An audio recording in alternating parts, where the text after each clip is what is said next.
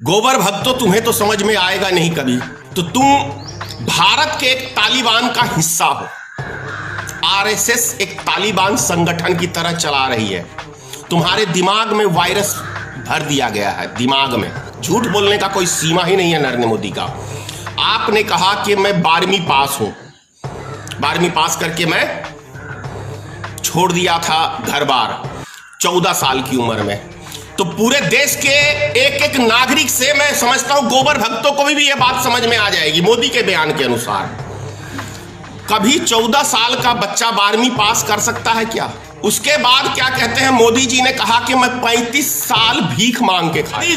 7 साल की उम्र में मोदी भीख मांगता था तो मोदी ने पढ़ाई कब की? फिर उसी उम्र के अंदर ये हिमालय पर्वत पे तपस्या करने कैसे चला गया भाई? भारत की माता बहनों के लिए इंसाफ की मोदी जी बात करते हैं। मुस्लिम महिलाओं की ज्यादा चिंता रहती है मोदी को, लेकिन आज तक उसकी महिला अपनी जसोदाबेन, अपनी धर्म पत्नी जिसके साथ 7 फेरे नरेंद्र मोदी ने लिया, उसको 1 सेकंड का सुख नहीं दे पाया आज तक मोदी।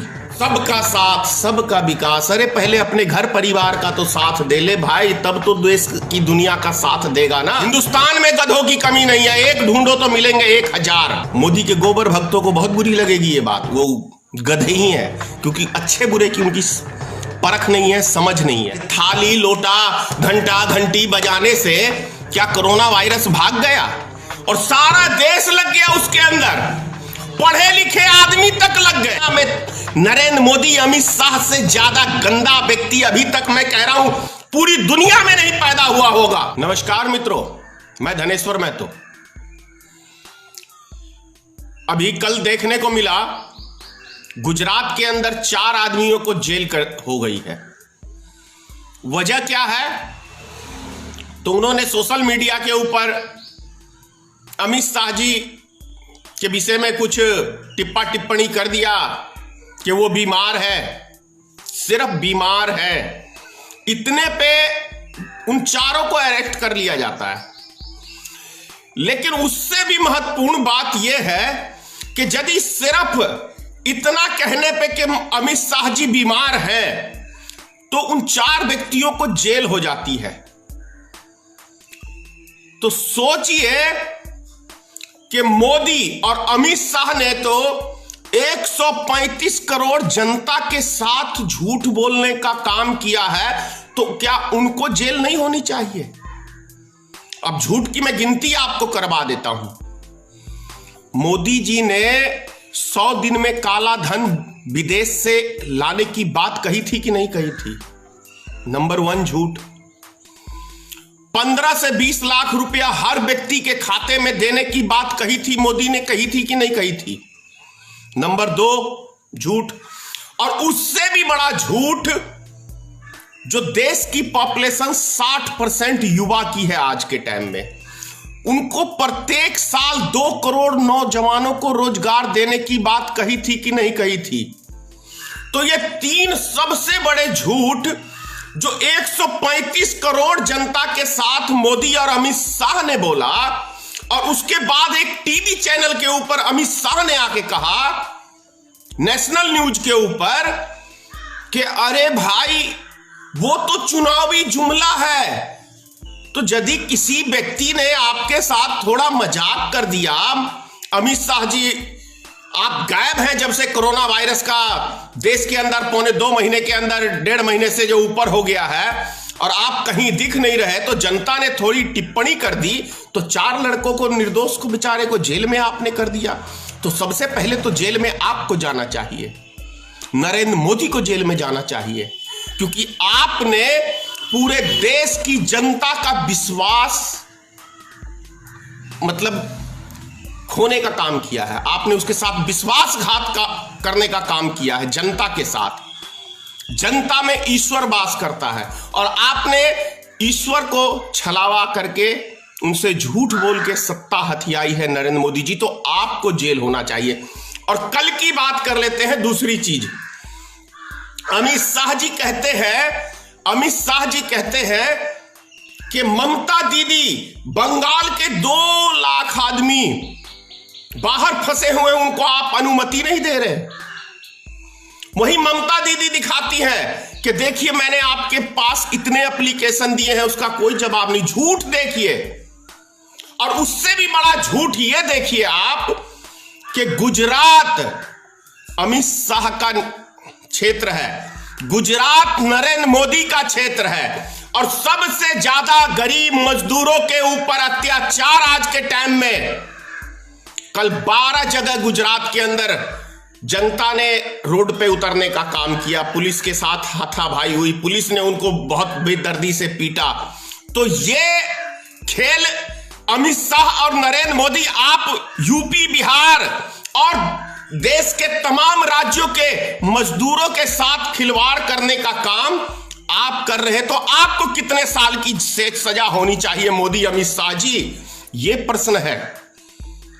नरेंद्र मोदी जी आपके क्षेत्र में, और ये बिहार ने आपको 40 लोकसभा क्षेत्र है, बिहार के अंदर 40 सीटें, जिसके अंदर आपके एनडीए गठबंधन को 39 सीट दिया है। उसके बदले में आप बिहार की जनता को क्या दे रहे हैं? लाठी डंडे, भूखमरी। किस किस तरीके से आप इन गरीब आदमियों को, मजदूर आदमियों को मारने का काम कर रहे हैं, इसका अंदाजा है नरेंद्र मोदी जी। बहुत बड़ी साजिश है यूपी बिहार के जनता के साथ, बहुत बड़ी साजिश है। गोबर भक्तों, तुम्हें तो समझ में आएगा नहीं कभी। तुम्हें कभी समझ में इसलिए नहीं आएगा क्योंकि तुम्हारे दिमाग में जो है ना, जैसे वो क्या कहते हैं, वो पहले जो ये तालिबान था, तो तुम भारत के एक तालिबान का हिस्सा हो। आरएसएस एक तालिबान संगठन की तरह चला रही है। तुम्हारे दिमाग में वायरस भर दिया गया है, दिमाग में। तो तुम्हें अच्छा बुरा नहीं समझ में आएगा। जिस तरीके से वो मर मिटने के लिए तैयार रहते थे ना तालिबानी, और किसी का कत्लेआम, वही चीज तुम लोग भारत में फैला रहे हो। क्योंकि आरएसएस में क्या करता है? अस्त्र की पूजा होती है। कौन सा युद्ध जीतने जा रहे हो भाई? कौन से बॉर्डर पे युद्ध करोगे? कहां युद्ध करोगे? तो तुम लोग जो हो इस देश के तालिबान हो, और तुम्हें अच्छी चीज कभी समझ में नहीं आएगी। थोड़े दिन के लिए अगर तालिबान के दिमाग से हटा के देश के विषय में सोच लो, आम नागरिक के विषय में सोच लो, जो इस देश के नागरिक हैं, गरीब मजदूर हैं, तो थोड़ा सा चेंजिंग आ सकता है यदि उसको हटा के आप लोग। क्योंकि जिस तरीके से 4 मजदूरों को, 4 व्यक्ति को, 4 नौजवान को कल जेल में डालने का मोदी अमित शाह ने काम किया है, तो सबसे पहले फिर कह रहा हूं, मोदी और अमित शाह को सबसे पहले जेल में जाना चाहिए। यदि इस देश के अंदर कानून व्यवस्था है तो, और यदि कानून है ही नहीं तो कोई पालन होगा ही नहीं। एक जुमले के लिए 4 नौजवानों को जेल, और मोदी ने तो 135 करोड़ जनता के साथ जो इतने जुमले मारे हैं, और पूरी भारतीय जनता पार्टी की सरकार ने पिछले 7 सालों से 8 सालों से देश की जनता को सिर्फ जुमले के अलावा कुछ नहीं दिया। क्या मोदी ने यह नहीं कहा था कि हमारी सरकार बनेगी तो देश के अंदर किसानों की आय दुगुनी हो जाएगी? क्या मोदी ने यह नहीं कहा था कि डीजल पेट्रोल के दाम हम 35 रुपए बिकवाएंगे? क्या मोदी ने यह नहीं कहा था कि यदि जिस कंट्री का रुपया गिरता है तो उस देश की साख गिरती है? तो जब मोदी जी आप सत्ता में नहीं आए थे तब 60 रुपए था रुपया का डॉलर के मुकाबले कीमत, आज 74 रुपया है लगभग। तो क्या भारत की साख नहीं गिरी है दुनिया के अंदर? आप ही के क्वेश्चन है ये। बांग्लादेश की करेंसी नहीं गिरती, ये नेपाल की करेंसी नहीं गिरती, ये क्या कहते हैं इसकी पाकिस्तान की करेंसी नहीं गिरती, फिर क्या कारण है जो भारत की करेंसी गिरती है? तो इसका जवाब तो अब 6 साल से प्रधानमंत्री जी आप हो, आपको जवाब देना चाहिए। ये आप ही के लफ्ज है, किसी दूसरे नेता का नहीं है। और नरेंद्र मोदी जी, आप बोलते हो कि मैं हाई स्कूल में पढ़ा हूं 12वीं।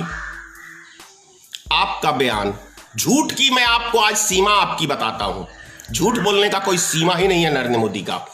आपने कहा कि मैं 12वीं पास हूं, 12वीं पास करके मैं छोड़ दिया था घर बार 14 साल की उम्र में।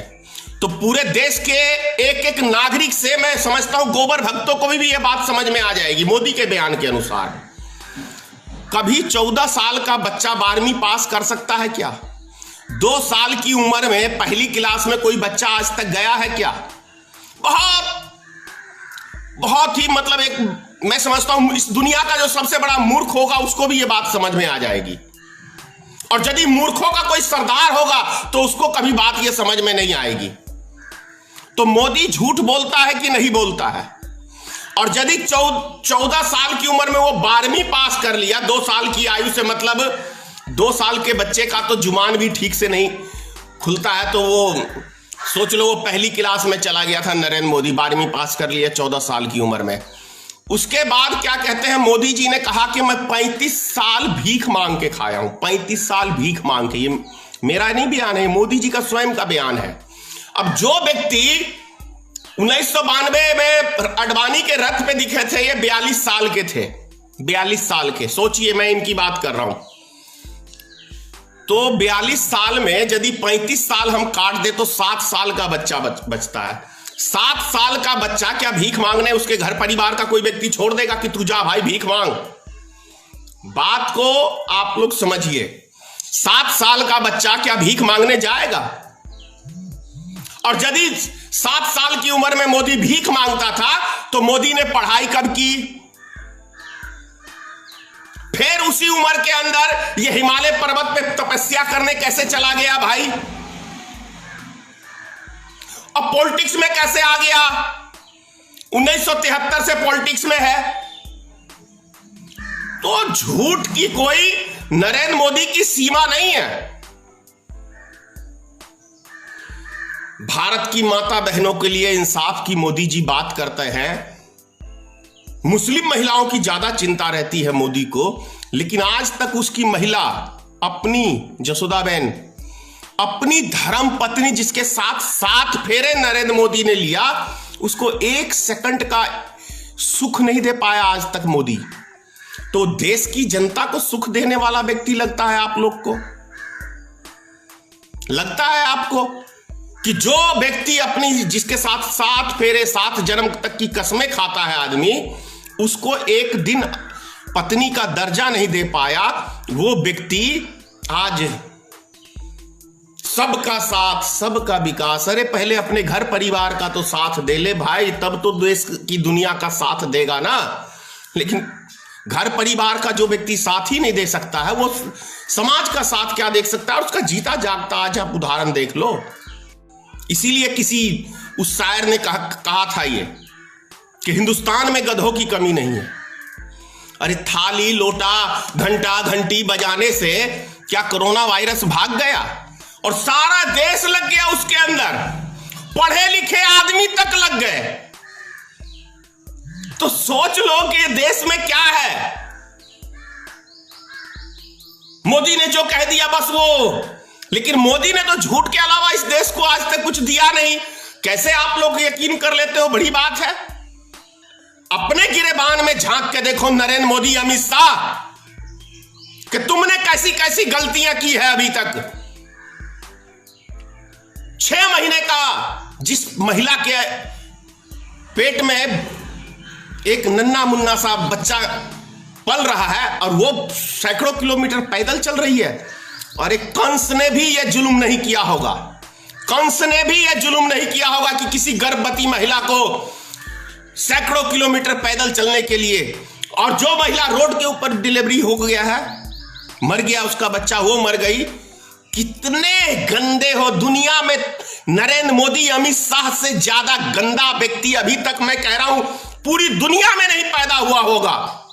जितने गंदे ये दोनों व्यक्ति हैं, जितनी इनकी गंदी सोच है।